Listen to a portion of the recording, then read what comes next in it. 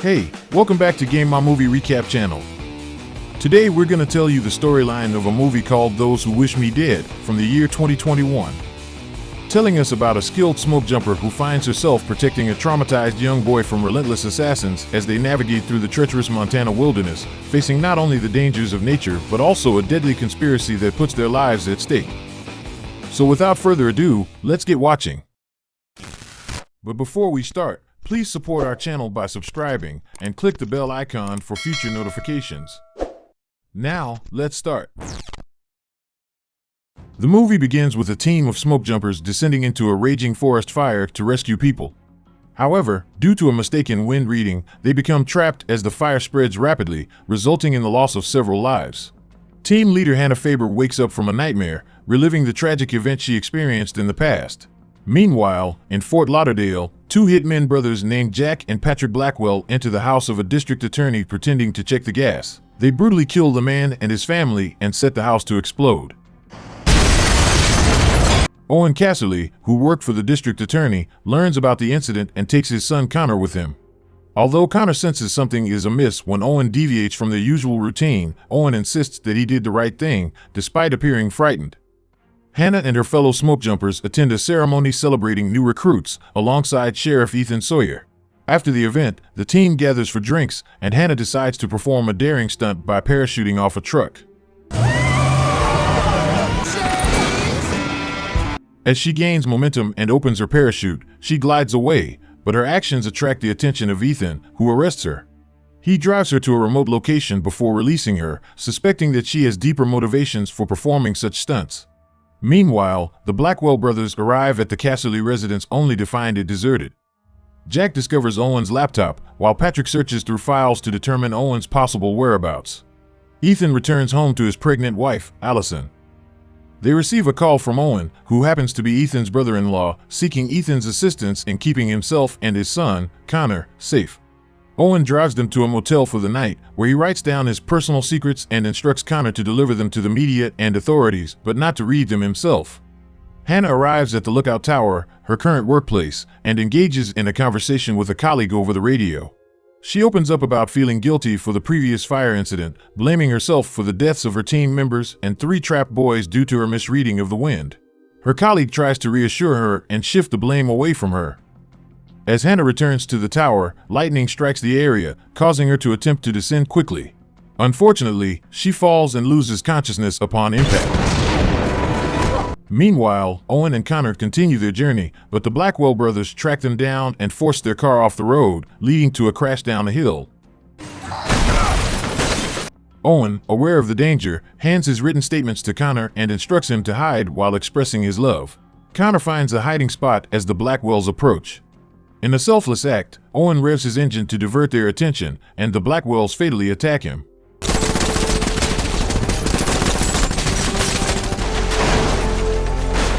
A passing woman witnesses the accident, but the Blackwells quickly eliminate her by shooting her in the head and moving her car away from the road. Later, news reports only confirm the discovery of Owen and the woman's bodies, with no mention of Connor. Upon regaining consciousness, Hannah discovers Connor wandering alone in the woods. Despite Connor's initial hostility and attempts to resist her, Hannah explains to him that the nearest town is too far for him to venture alone. Realizing that he needs assistance, Connor reluctantly decides to stay with her. They make their way back to the Lookout Tower while they figure out their next steps and who to contact for help. Meanwhile, the Blackwell brothers report to their employer, Arthur Phillip.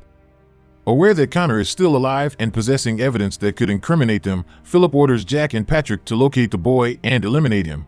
To draw Connor out, Jack ignites several road flares and throws them into the woods, initiating a fire. The rising smoke catches the attention of Ethan, who notices the spreading fire in the distance. The Blackwell brothers arrive at the Sawyer residence and masquerade as FBI agents. Sensing that something is amiss, Allison tries to prevent them from entering, but they forcefully gain access and assault her. Patrick intimidates her with a heated fire poker, demanding any information that could lead them to finding Connor.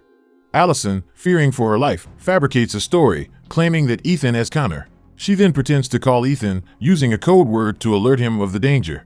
However, Patrick catches onto her ploy and attempts to shoot her. Acting swiftly, she grabs a spray can and uses the fire in the fireplace as a makeshift flamethrower to defend herself and ward off the Blackwells.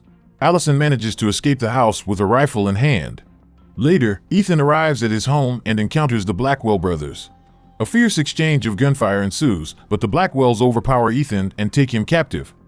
Meanwhile, Hannah guides Connor through a field during the night as lightning strikes intermittently.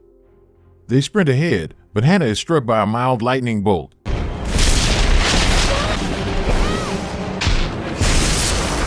Despite the setback, she regains her footing and they find a moment to rest by a campfire. Hannah opens up to Connor about the guilt she carries from the tragic incident in which people lost their lives. Connor, having witnessed his mother's battle with cancer, empathizes with Hannah's feelings of helplessness and loss. As they continue their journey, they encounter the approaching fire and are forced to find an alternate route to safety. Eventually, they make their way back to the lookout tower.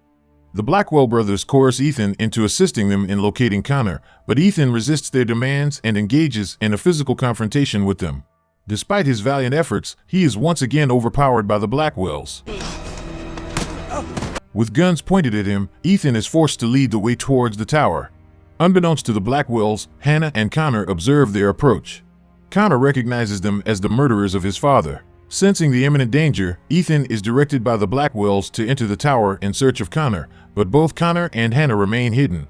As Patrick spots Ethan communicating with someone, they unleash a barrage of gunfire on the tower.